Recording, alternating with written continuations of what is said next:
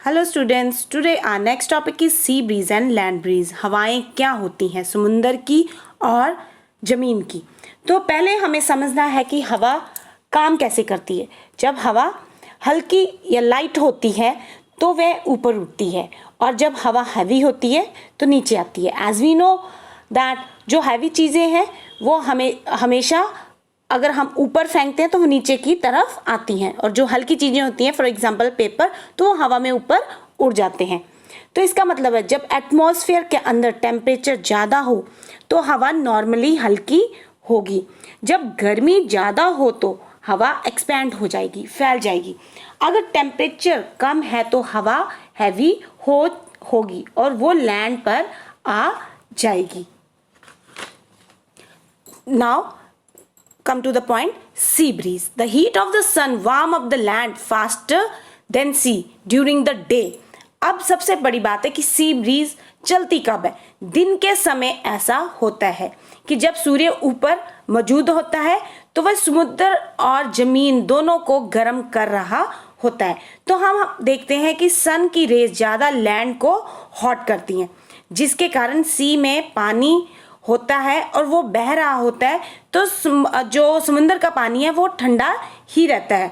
तो समुंदर की हवा ठंडी होती है एज कंपेयर टू लैंड। तो लैंड के मुकाबले सी की हवा ठंडी है। तो जो हवा है वो हैवी है। तो जो भारी हवा है, जो हैवी हवा है, वो चलेगी लैंड की तरफ। अब वो समुंदर की हैवी एयर लैंड की तरफ चलेगी। जो लैंड के ऊपर हवा थी वो हल्की थी तो ऊपर उड़ने लग गई। तो जो समुंदर की हवा है वे आएगी जमीन की तरफ, तो इसको हम कहेंगे सी ब्रीज। और याद रखना ये प्रोसेस हमेशा डे टाइम में होता है। Now through picture you can understand this. Sea की हवा कैसे सन की रेजेस दोनों सी और लैंड पे पड़ रही हैं, और कूल की सी ब्रीज जो है वो लैंड पर जाते हुए फिर गर्म होके सी की तरफ आ रही है। Same in land breeze. Picture से समझ लो कि कैसे सी वार्मर ये नाइट को काम करती हैं, land breeze at night the land and the air above it cool more quickly than the sea. Warm air from the sea rises and make room for cold air above land to blow toward this. This is known as land breeze. ये process बिल्कुल उल्टा हो जाएगा। At night time, रात के समय सूरज तो होगा नहीं तो लैंड जल्दी ठंडी हो जाएगी। इस वजह से जो लैंड के ऊपर एयर है वो भी ठंडी हो जाएगी as compare to sea. But जो ऊपर की हवा है वो स्लो ठंडी होगी। अब जमीन की तरफ से क्या होगा कि जो ठंडी हवा है वो हैवी है तो वो जाएगी समुंदर की तरफ। जो हवा समुंदर की तरफ, लैंड से समुंदर की तरफ जाएगी उसको हम लैंड ब्रीज कहते हैं। Now our next topic is direction of winds, हवाएं। जब बारिश आती है तो हम खुश होते हैं, अगर तूफान आता है तो हम अलर्ट हो जाते हैं। तो इसका रीजन है डायरेक्शन ऑफ विंड, की हवाएं कहाँ से चलती हैं।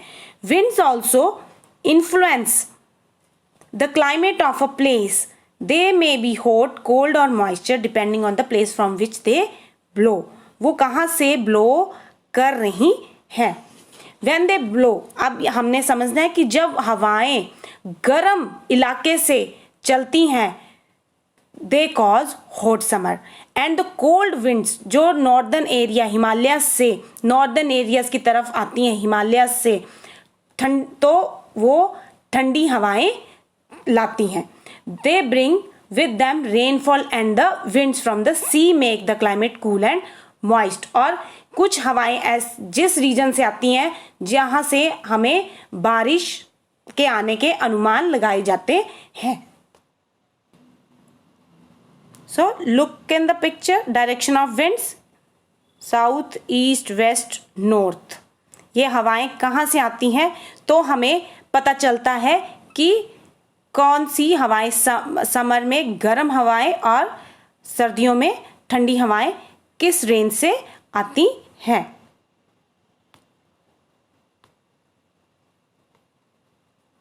So our next topic is humidity and rainfall. Humidity is the amount of moisture in the air. हवा में पानी की मात्रा को हम ह्यूमिडिटी कहते हैं. जब वाटर टर्न इनटू मॉइस्चर तो हवा क्या करती है, जो हवा में जो पानी होता है उसे होल्ड कर लेती है.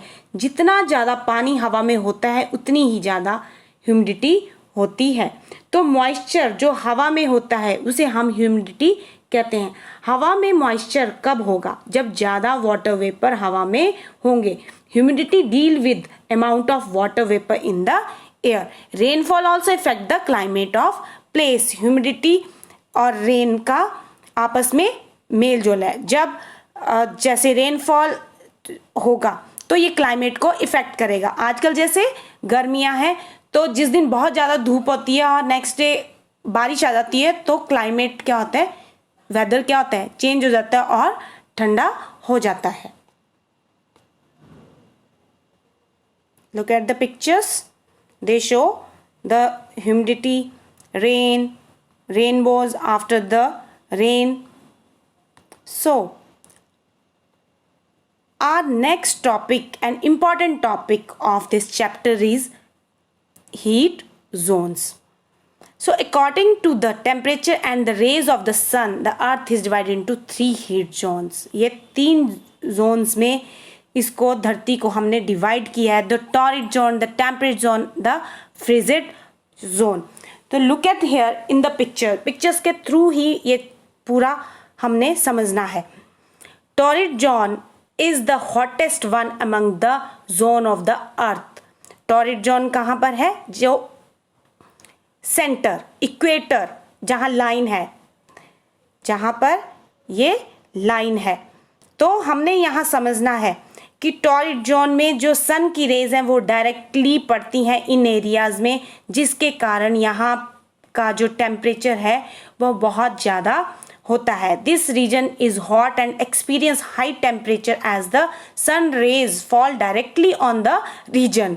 The southern state of India like Tamil Nadu, Kerala and Karnataka fall in this reason.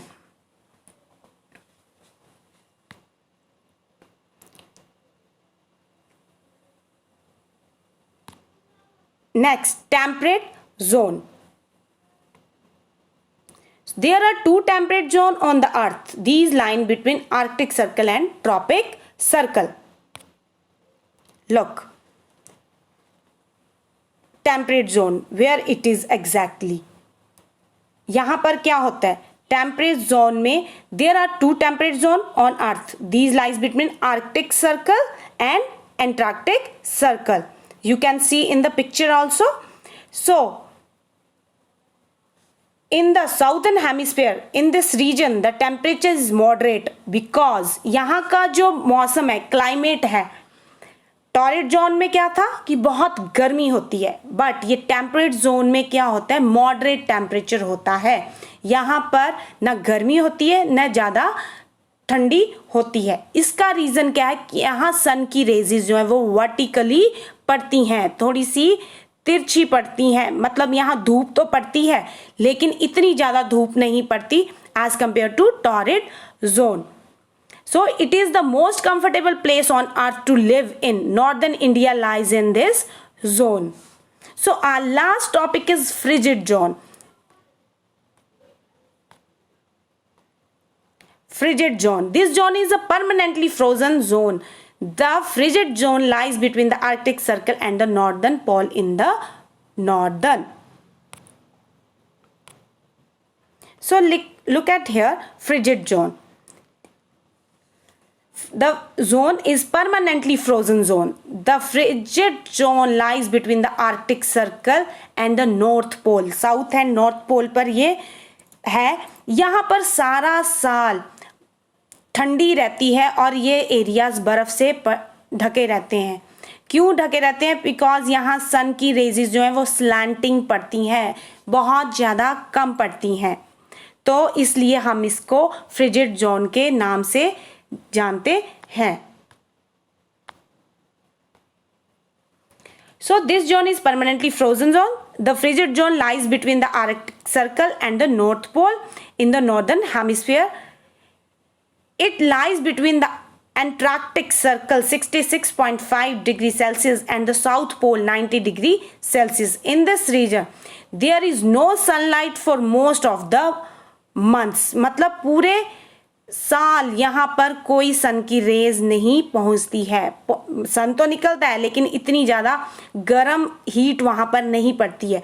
The sun rays are slanting and weak in this region. It remain cold throughout the year. ये रीजन जो है फ्रिजिड जोन पूरा साल ठंडा रहता है. Thank you students.